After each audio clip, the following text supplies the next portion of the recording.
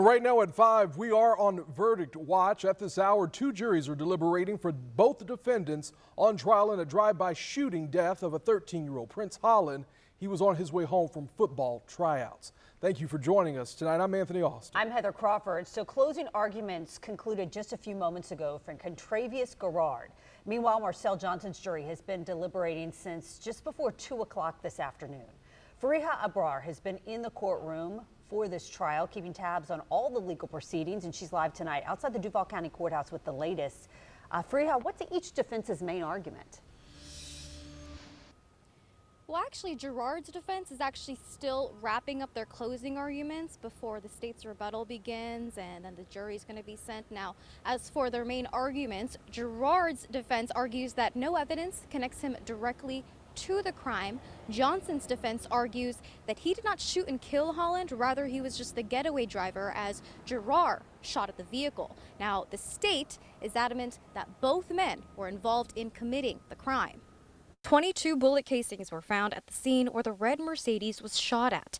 Inside the car, 4 teenagers, including 13-year-old Prince Holland. It was driven by their adult coach. The shooting was at the intersection of Moncrief and New Kings Road in December of 2022. In his confessional tape, Marcel Johnson admits to being part of the crime, but not being the one who pulled the trigger.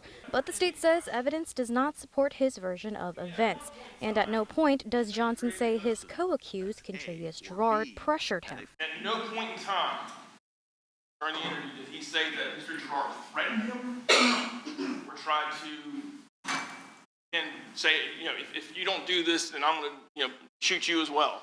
After the state concluded closing arguments, Johnson's defense attorney addressed the jury, highlighting moments during the interrogation video when Johnson was pressured to answer to investigators. Everyone's waiting for that story. Everybody.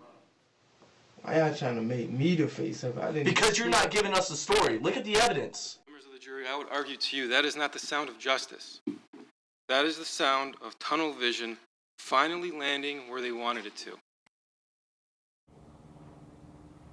Now, just before extending into after hours yesterday, Judge Jeb Branham told the audience that he's trying to expedite the process of the trial to accommodate some jurors' travel plans. Now, the goal was to wrap up Tuesday. We're still waiting for the verdicts tonight. Live at the Duval County Courthouse, Fariha Abrar, First Coast News, on your side.